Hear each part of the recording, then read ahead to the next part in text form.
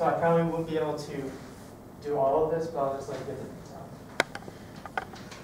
Okay, so first I want to look at the oil.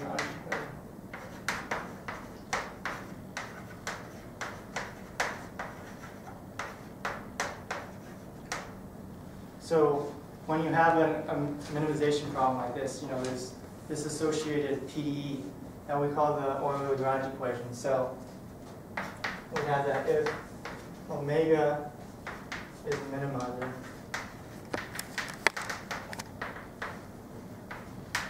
then, okay, I won't be too rigorous, but basically the boundary of omega satisfies this PDE. So the curvature plus 2 times something, I'll define that, minus some constant equals 0. So if we were just looking at the normal problem where the energy is this parameter, this wouldn't be here, right? So it would just say that the curvature is constant and it will be a ball. So we have this new term here, and this term is, it's like potential energy. So V of x is defined to be integral over omega of dy over minus y to alpha. So it's like, you're taking x inside your domain and you're taking the potential energy around it. Okay, so the reason I introduced this is we can use this to find when the minimizer is convex.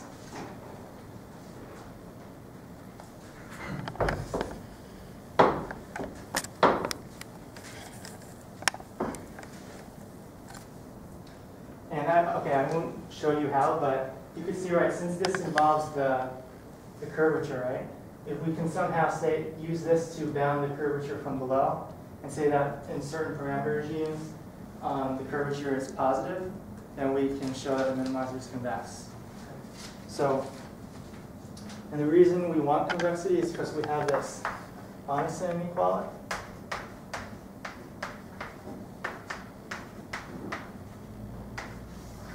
Is anyone familiar with this?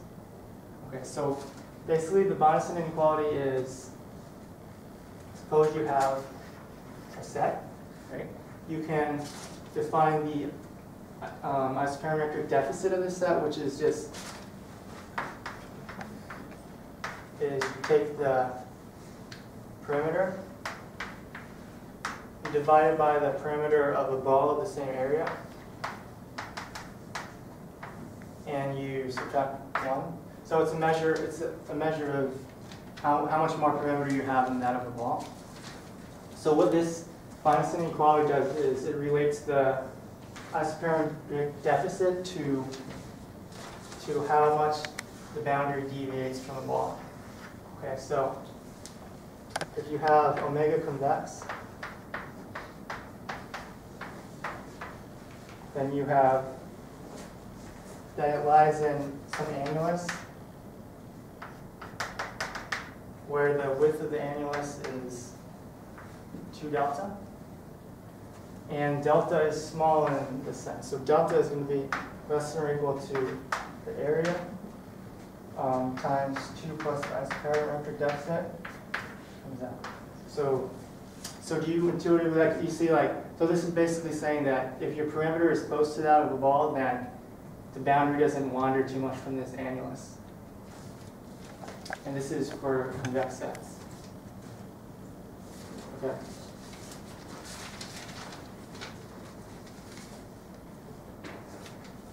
So remember, our goal now is to find for what parameters we know the minimizer has to be a ball. So the basic idea is, it turns out that if you know the mass is small, then you also know that the isoperimetric deficit is small, and that will tell you that it's close to being a ball, and then somehow you can use that to bound again. You iterate, and you actually get that it has to be a ball.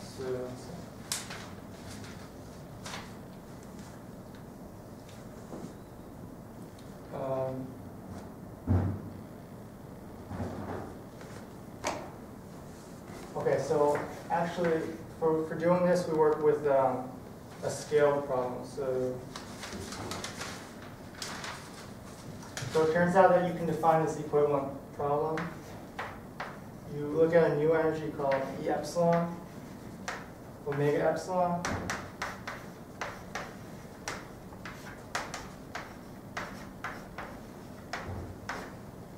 So if you minimize this energy subject to, so now we're looking at sets of constant area. It turns out you can relate this to the other problem. You have, so if you look at omega epsilon, you scale that to have the right mass. This will be a minimizer of the old energy. So that's fast, but this kind of makes sense that we can convert this into a problem of minimizing a new energy while fixing the area this time. Okay, and so why we do this is now, so this time we know the area is pi, and when n is small, so okay, epsilon is related to m like this. Okay, yeah. Or we have m equals epsilon to the. So basically, when m is small, epsilon is small. So that's how these two parameters are related. So looking at the problem with m small is like looking at this problem with epsilon small. So you notice that if epsilon is small here, this term tends to drop out.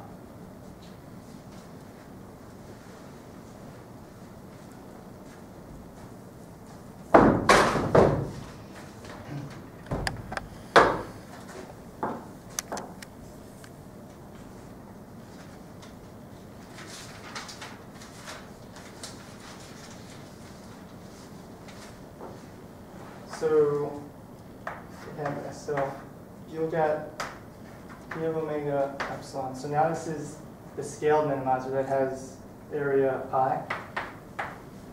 So if you look at its energy, so again you can bound this, so it's less than 2 pi plus epsilon v0. So now this is just, we tested with a ball, so you can look at the ball radius 1 and plug this in here. So this is, again, something explicit. So now if you divide each side by 2 pi and subtract 1, it turns out you get the isoperimetric bound on the deficit of the minimizer.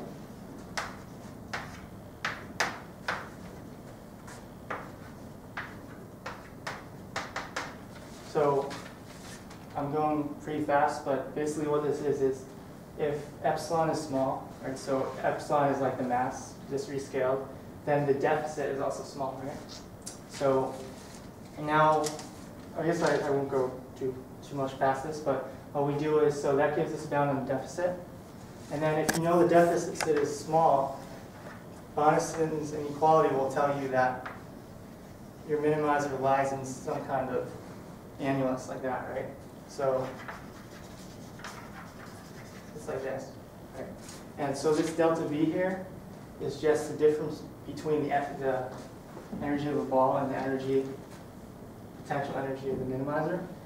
So if you're in this small annulus, it turns out that you can actually bound delta V in terms of the isoperimetric deficit. So this is less than or equal to some function of the deficit. Right? So if the deficit is small, you're in this annulus, and if you can do some integral bounding to show that the potential energy of the minimizer and the ball can't differ by too much. And again, so we show that for epsilon very small, these inequalities should give you that actually the deficit is 0, and so is a disk. So that probably wasn't fully clear, but still, are there any questions on that? Okay, so the last thing I want to do is show you the actual paper. So I don't know if any of you know Professor Muratov at NJIT, but he's the guy who I work with.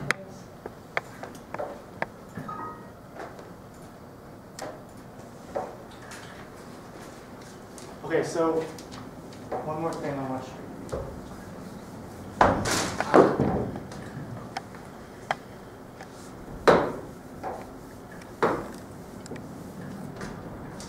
So to summarize, right, we can look at parameter space, so you have alpha and m. So we have this one curve for non-existence. So for n large, there is no solution to the problem. And we also have this one curve for, so below this, below this we know that the solution is a disk. So if we look at this, we call this alpha 0. So where these intersect, right, it means that what? So here we have non-existence. And under this we have, if it exists, it's a ball. So then if alpha is smaller than this intersection value, well, if it exists, I think I drew these wrong. So let's see if it exists. Yeah, maybe these, I'll just show you the picture here, but. So first, remember when we were trying to bound the energy from above, we had all those convex functions. So I have a picture of that. So here we actually plotted them. So we took the minimum of this envelope. And so finally, this is like the big picture where we show everything that we know about the minimizers for different parameters. Is it an electronic journal? This is a Springer, like annals of I got published so global fast. Did it actually do a careful job? Yeah. So we have this big picture now. So we did some extra stuff and we actually got some more information. So here's the curve. So yeah, I was drawing that wrong. So above this curve, we know that disk cannot be minimizers. So I think that was I called it MC1, right? So above this, you can't have a disk that's a minimizer. And so you can see. So by using the Euler-Lagrange equation, we could get a bound on convexity, and we found that there's this curve here. So for masses smaller than this, if there is a minimizer, it's convex. And then we have this here, so above this there, you can't have minimizers. And so if you look at this, right, so this is where above this, if there is a minimizer, sorry, below this, then if there is a minimizer, it's a disk. So if you look at this intersection, right, so for this is alpha, for alpha past this value, if there is a minimizer, it's below this curve, and it has to be a disk. And so we actually concluded that you can't have minimizers. So we did more than like I explained here, but basically what we did is we show that there's a certain critical value of alpha below which either there is no minimizer or it's a ball. Like I think it's not exactly clear in this picture, but how we did that. But we did. So the critical value of alpha is like 0.04 or something. And to find that, you need to verify a bunch of inequalities, and that's where we use integral arithmetic. So we use maple, and we use a bunch of upper and lower bounds. That's how we got that. So some region is still open. Yeah. So we didn't do anything about like non-trivial minimizers. So we have no idea. Like maybe somewhere here, there might be a minimizer, but it might not be a disk. So that's still an open question that you can look into like numerically or analytically. Yeah, I don't know. So, and lastly, I want to say that so you can do this in more than 2 dimensions, and people have looked into that, but I don't think there's even less known about it than in 2 dimensions. And yeah, I guess I'm done. So thanks for listening. Thank you very much. It's very impressive.